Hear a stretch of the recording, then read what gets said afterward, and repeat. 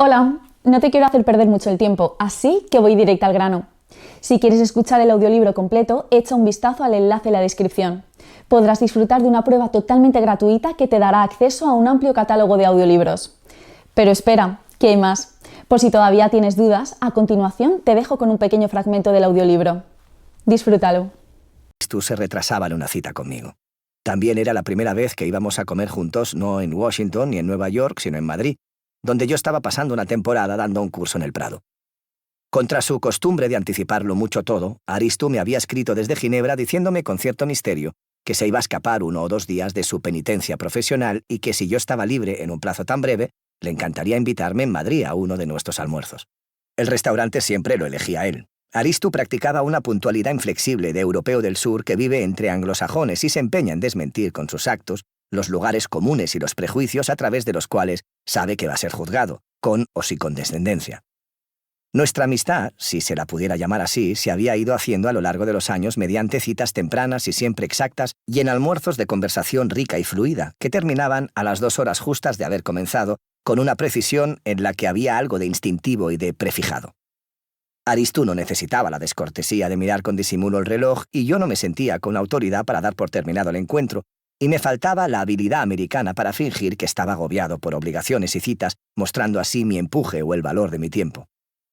Aristu elegía lugares solventes y discretos, no muy caros y casi siempre franceses, con buena carta de vinos por copas, nunca llegamos a compartir una botella, y condiciones acústicas favorables a la conversación.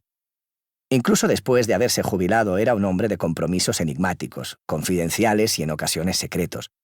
Más de una vez, ya lo había visto, entre los invitados a una recepción, apartarse, tomando a alguien del brazo, las 2 cabezas inclinadas y atentas, o decir cosas en el teléfono mirando de soslayo. Pero cuando nos sentábamos a solas a comer, no interrumpió nunca la conversación o el disfrute de la comida y del vino para responder a una llamada. Me acercaba al restaurante con mucha antelación, para asegurarme de llegar a la hora fijada, incluso con la esperanza de adelantarme. Pero él ya estaba siempre allí, a veces examinando la pantalla con expresión severa mientras me esperaba, y en cuanto me veía apagaba el teléfono y lo guardaba rápido, como para no dejar rastro de una posible incorrección. Volvería a encenderlo una vez que se hubiera alejado de mí, cuando regresaba despacio a su casa por las calles laterales del Upper East Side, que según me dijo le recordaban por su quietud a las del barrio de Salamanca. Nos despedíamos, y al verlo caminar solo por esas calles de Nueva York, me parecía que su diferencia con los otros transeúntes era la calma antigua de sus pasos, más evidente para mí cuando en lugar de separarnos al salir del restaurante, caminábamos juntos un rato, quizás porque él me acompañaba al metro o porque hacía buen tiempo y no queríamos interrumpir una conversación tan sabrosa, en la que cabían casi todos los asuntos de la vida, de la política, de la literatura, de la música, todos salvo los muy personales, hasta las últimas veces. Gabriel Aristu andaba más despacio que yo, no porque fuera casi 20 años mayor, sino porque había adquirido de joven el hábito de las conversaciones caminadas, propio tal vez de las capitales de provincia españolas, como era el Madrid de sus recuerdos. Siempre había un momento en que se paraba para recalcar algo que estaba diciéndome, o para subrayar con su inmovilidad una expectativa, o esperar la respuesta a una pregunta difícil. Neoyorquinos impacientes se hacían a un lado en sus implacables trayectorias y parecían a punto de atropellarnos, haciéndonos saber con gestos y hasta con insultos en voz baja que les estábamos entorpeciendo la vida. Por reserva o simple torpeza masculina, nuestras conversaciones rara vez tocaban asuntos personales. Había tantas cosas que discutir cada vez que nos veíamos que ni siquiera sentíamos la necesidad de la confidencia.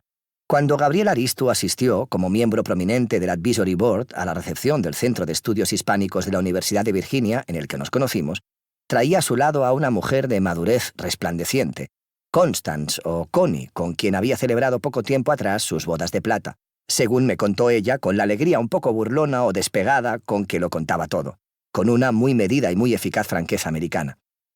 Yo llevaba apenas 2 semanas en Estados Unidos y aún no se me había disipado la euforia de los primeros días, hecha de una mezcla de efecto tan incontrolado como el de un cóctel, entre el alivio inmenso de estar lejos de todo lo que había dejado en España y la riqueza de sensaciones y descubrimientos del que acaba de llegar.